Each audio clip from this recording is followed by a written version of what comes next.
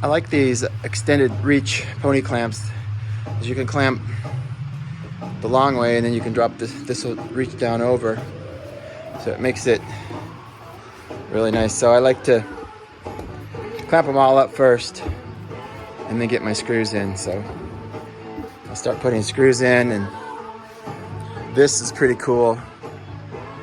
It limits the countersink, so it's real quick, just bam bam. Always pre-drill, and I'm using 2-inch number 8s. Number 8s, it's a little bit smaller. Screw, driver.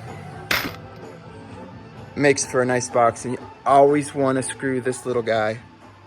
See that little tab right there? That tab will peel back as this ages with, and you want to put a counter screw and put a screw right up there in that very top one. That's the most important screw of the whole box.